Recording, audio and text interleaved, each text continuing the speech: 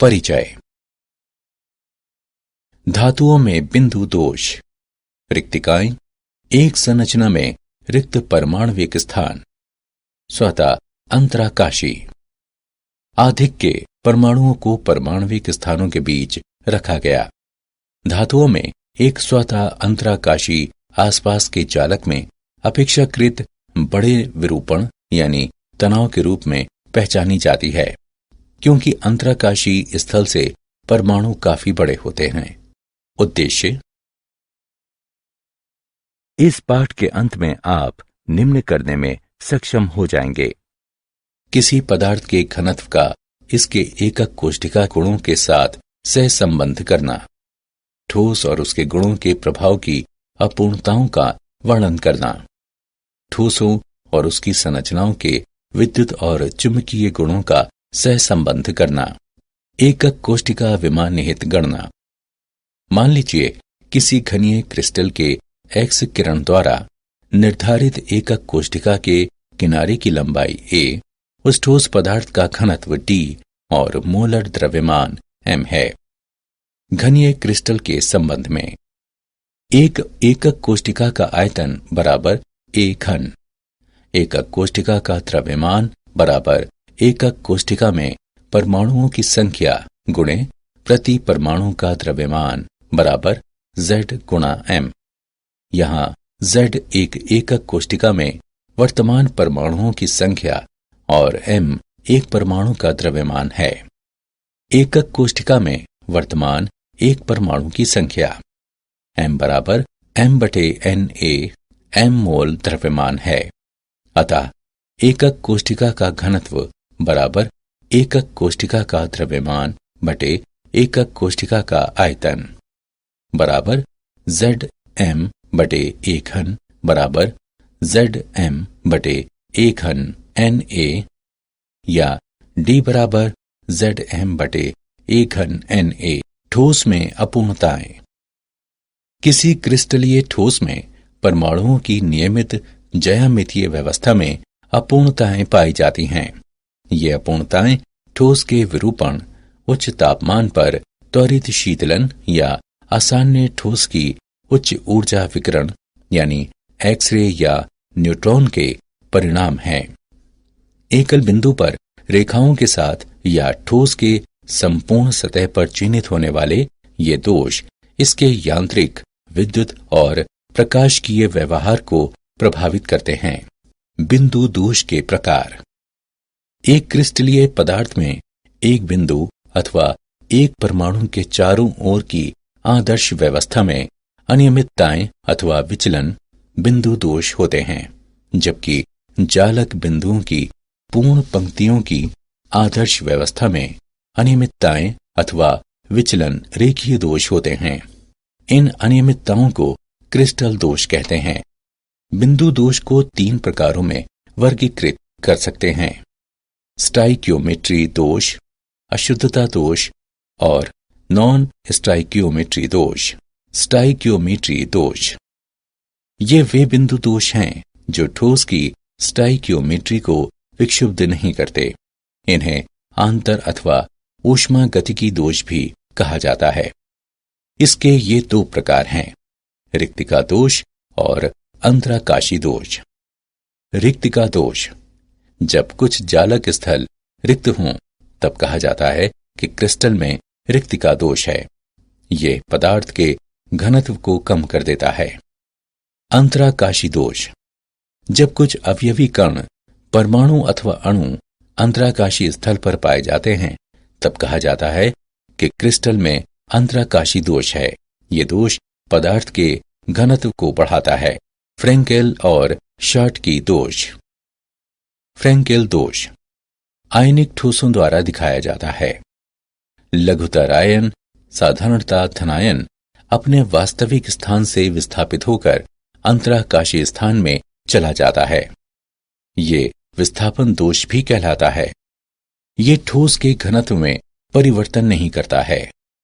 इसे ZnS, AgCl, AgBr और AgI द्वारा दिखाया जाता है, क्योंकि ये दोष Zn2+ और Ag+ आयनों के लघु आकार के कारण होता है। शॉटकी दोष, आयनिक ठोसों में रिक्तिका दोष। विद्युत उदासीनता को बनाए रखने के लिए लुप्त होने वाले धनायनों और ऋणायनों की संख्या बराबर होती है। पदार्थ के घनत्व को घटाता है। प्रति 10 की घात 16 आयनों में एक शॉटकी दोष होता है। धनायन और ऋणायन के समान आकार के कारण इसे NaCl, KCl, CSCl और AgBr द्वारा दिखाया जाता है। अशुद्धता दोष, जब अल्प मात्रा में SrCl2 युक्त गलित NaCl को क्रिस्टलीकृत किया जाए तो Na+ के कुछ स्थान Sr2+ द्वारा घेर लिए जाते हैं। प्रत्येक Sr2+ 2 Na+ आयनों को प्रतिस्थापित करता है। ये एक आयन का स्थान ग्रहण करता है और दूसरा स्थान रिक्त रहता है। इस प्रकार उत्पन्न धनायन रिक्तिकाओं की संख्या Sr2+ आयनों की संख्या के बराबर होती है। नॉन स्टोइकियोमेट्री दोष, यदि किसी अपूर्णता के कारण आदर्श रासायनिक सूत्र द्वारा सूचित धनायन और ऋणायन का अनुपात अलग हो जाता है तो ऐसा दोष नॉन स्टोइकियोमेट्री कहलाता है। इसके 2 प्रकार हैं, धातु आधिक्य और धातु न्यूनता। धातु आधिक्य दोष, आयनिक रिक्तता के कारण धातु आधिक्य दोष। एक ऋणात्मक आयन अपने जालक स्थान पर जब एक छिद्र छोड़कर गायब होता है तो एक इलेक्ट्रॉन अध्यासित करता है। इससे विद्युत संतुलन स्थापित होता है।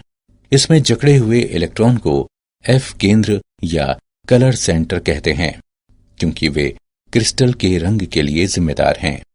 NaCl और KCl जैसे क्षार और हैलाइड में इस तरह का दोष देखने को मिलता है।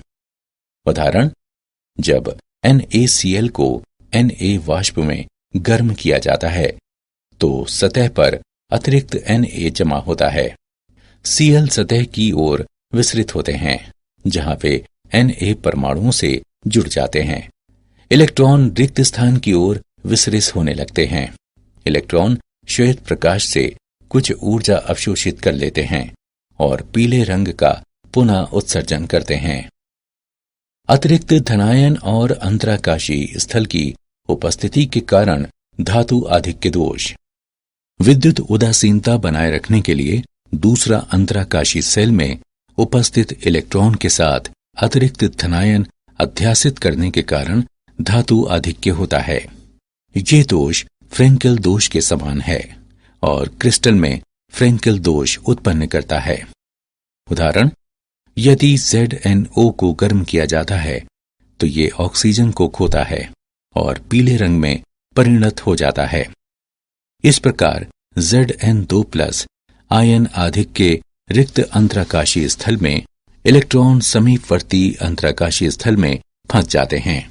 जब इसे गर्म किया जाता है तो ये पीले रंग में और जब ठंडा किया जाता है तो सफेद रंगों में परिणत हो जाता है। धातु न्यूनता दोष, निम्न संयोजकता के धनायन की अनुपस्थिति और उच्च संयोजकता धनायन की उपस्थिति के कारण धातु न्यूनता दोष होता है। ये तब संभव है जब धातु चर संयोजकता प्रदर्शित करते हैं।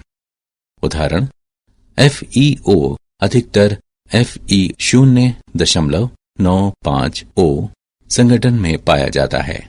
FeO के क्रिस्टल में से कुछ Fe2+ धनायन लुप्त हो जाते हैं और धनावेश की क्षतिपूर्ति Fe2+ आयनों की आवश्यक संख्या से हो जाती है।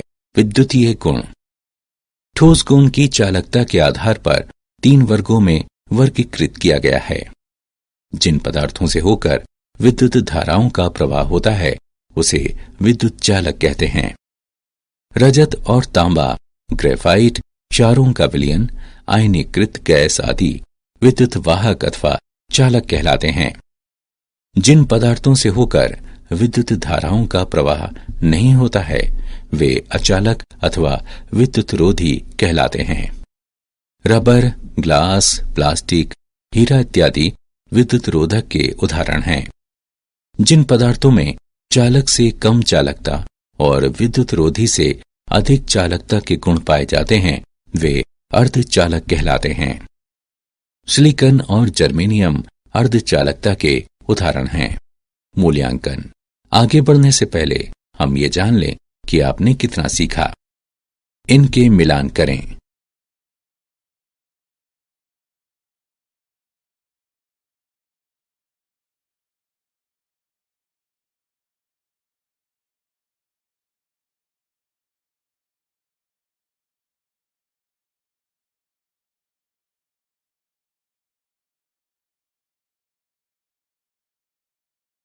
धातुओं और अर्धचालक में विद्युत चालक। धातु परमाणुओं के परमाणविक कक्षकों से आणविक कक्षक बनते हैं, जिनकी ऊर्जा इतनी पास पास होती है कि वे बैंड बना लेते हैं।